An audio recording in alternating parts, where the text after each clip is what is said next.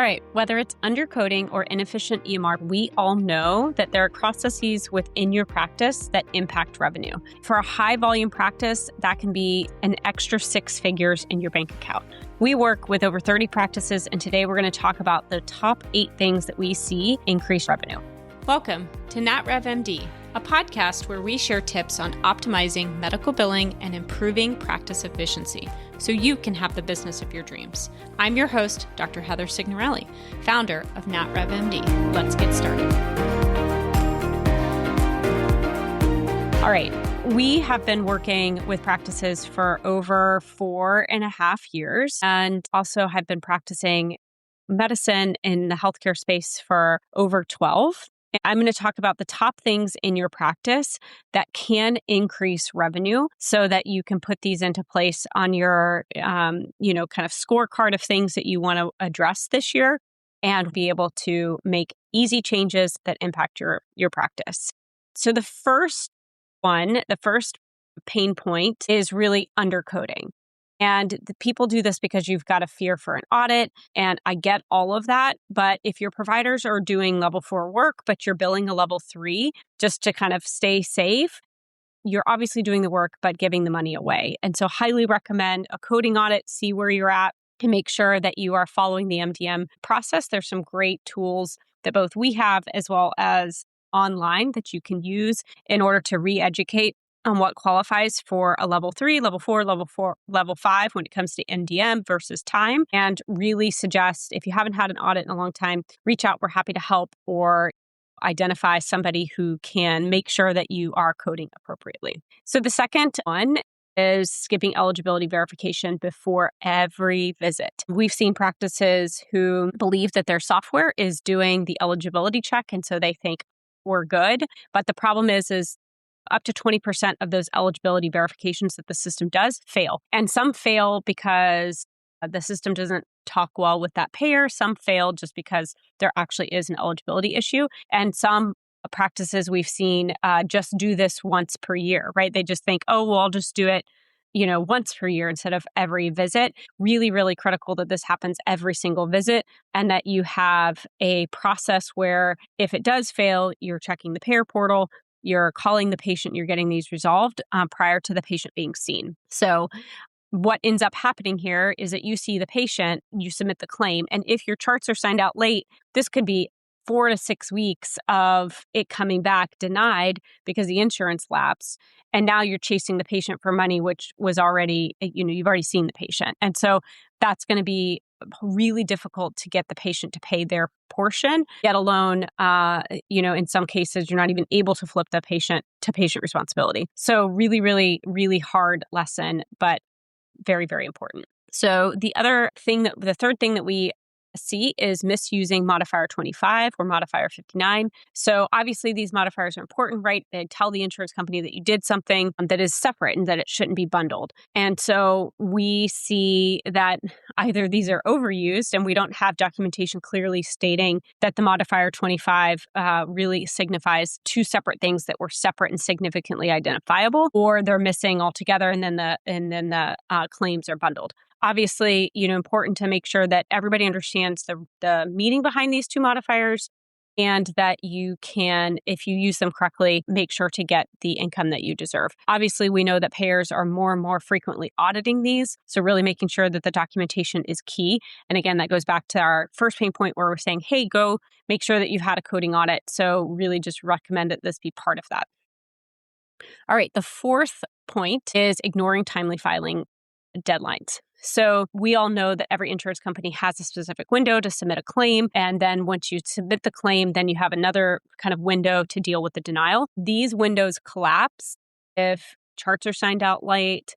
So if eligibility issues aren't resolved, right? You spend, 4 to 6 weeks trying to get the chart signed out and trying to get eligibility fixed. And then you're left with a very small window of time to then deal with a denial or submitting the claim. So highly recommend that you shorten all of those timeframes, right? You sign the chart out within 48 hours. You have eligibility done beforehand so that the window of managing the actual denial, which may be submitting medical records, or, a number of other things that can come up. So then you are stuck with a timely filing denial. So really, really important that you make sure that you understand getting all of these things done as quickly as possible, touching those claims every 30 days to make sure that no timely filing denials do occur. It's a manual process. Obviously, a lot of practice management softwares can help with this process. Some are better than others. We have some softwares that we work with that don't have a great system for tracking in the practice management software. So then you're left with Excel spreadsheets. Even though I love an Excel spreadsheet, this is not the best practice to use Excel spreadsheets to manage AR productivity or AR workflows. But in some cases, like we have some practices on Tbro, which is not my favorite, those practice management softwares don't have a great workflow for that. So important, again, understand timely filing, understand your AR workflows. We'll talk about that in a minute.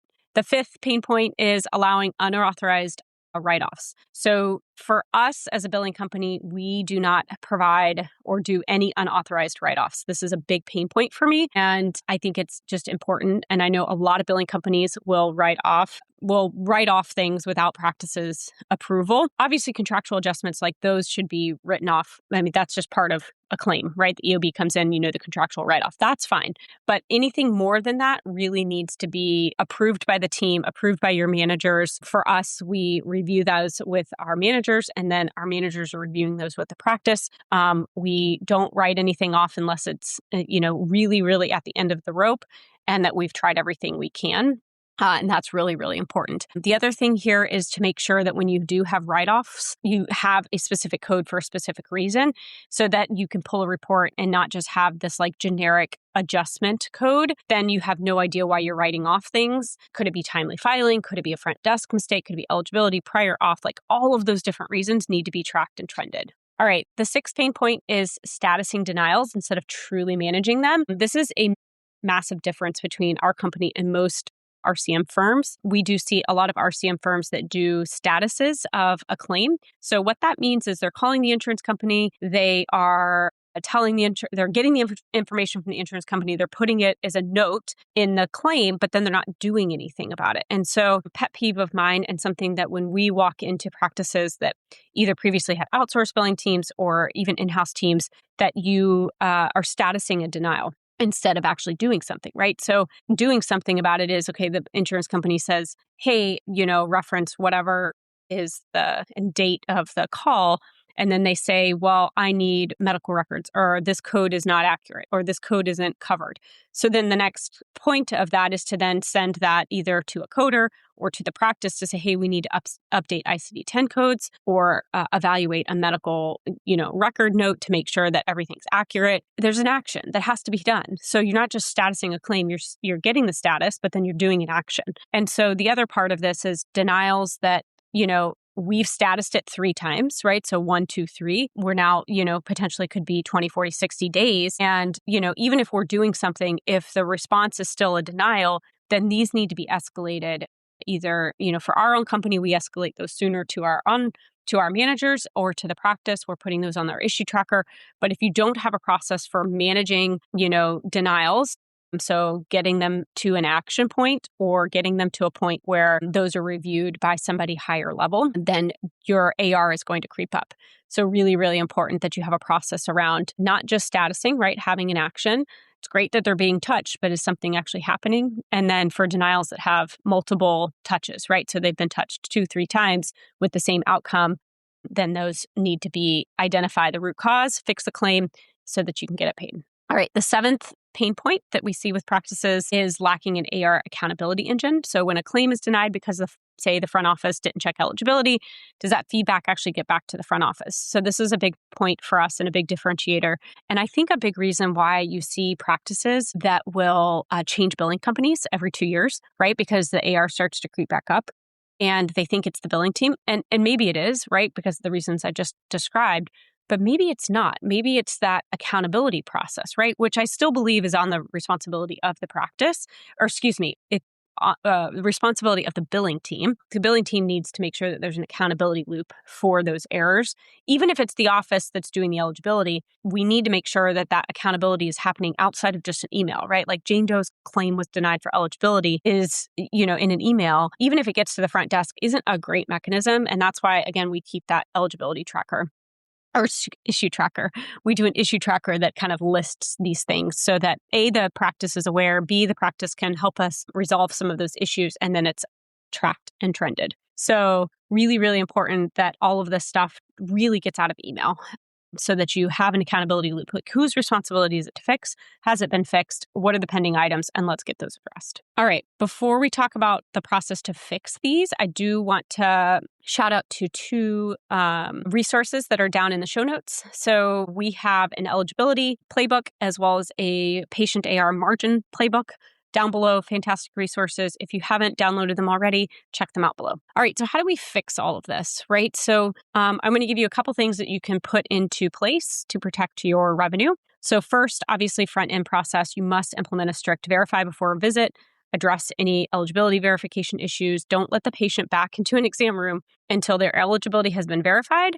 And ideally, this has happened, 2-3 days beforehand. But if not, they are not allowed into the back until that eligibility has been verified. The patient balances have all been paid. Any copays, deductibles, all of that stuff, all been done. The second thing is that you need a process for making sure that you are confident in your coding and documentation. So schedule a regular coding audit. Have an external certified coder review 10 to 20 charts per provider. At least every 12 months is what I recommend. Maybe every 2 years if you're kind of tight on cash. But really, really recommend any new providers, right, are having that process every 12 months until you kind of get into a steady state.